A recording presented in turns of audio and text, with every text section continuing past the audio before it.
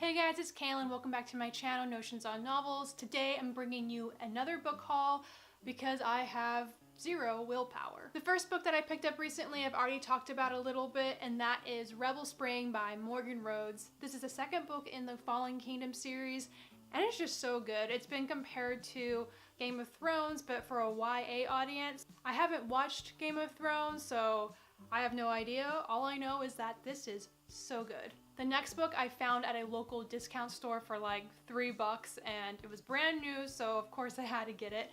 And that is The Cuckoo's Calling by Robert Galbraith, aka J.K. Rowling. I never had that much interest in this book, but since it was only like $3, I thought, you know, why not give it a try? All I know about this is that it's about this supermodel who supposedly falls to her death, and it's ruled a suicide, but her brother doesn't think so, so I guess it's like an investigative story. I am excited to read this, but I just finished 13 Reasons Why, and I just think I need a little bit of a break from any sort of suicidal story, so eventually I'll get to this, but just not at the moment. Next book that I found, I'm so happy that I have this. Like, I saw it and I had to snatch it up. That is Heartless by Marissa Meyer. This is the Owl Crate edition that I found at this used bookstore, and the beautiful person who gave this away even left the little letter from the author and this little book plate. And so, I mean, I thought it was a steal, and I'm excited to get to this. It's a retelling of the Queen of Hearts. Right now I'm still reading the Lunar Chronicles, so I thought, you know, may as well pick this one up as well. So the rest of the books I picked up at the Dollar Tree, and literally my husband was saving us a place in line, and I came running with all of my books and just set them down, and there's this lady behind us and she was like, oh my god, so much judgment, but you know what? I don't care, lady. I have these books and I'm proud of them. One of the books I found there is We Are Sinners by Hannah Pavanen. I believe that's how you say her last name. But it's about this family who is very traditional. I'm not sure if they're part of any certain religion, but they are very conservative. They have 9 children. They don't believe in dancing or drinking and so on and so forth.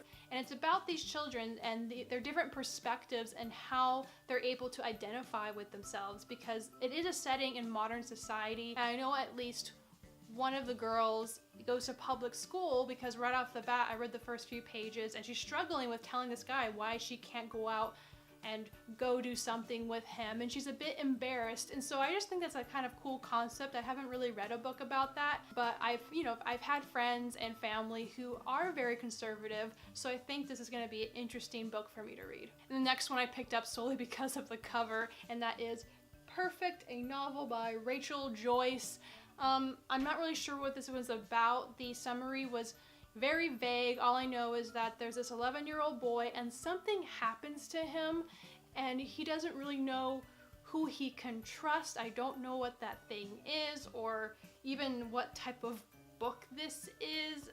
But yeah, pretty cover. Hopefully I get to this soon. That's all I can really say about this one. And the next book is The Girl on the Road by Monica Brin. In this, the East has become the global power, and we follow these 2 girls.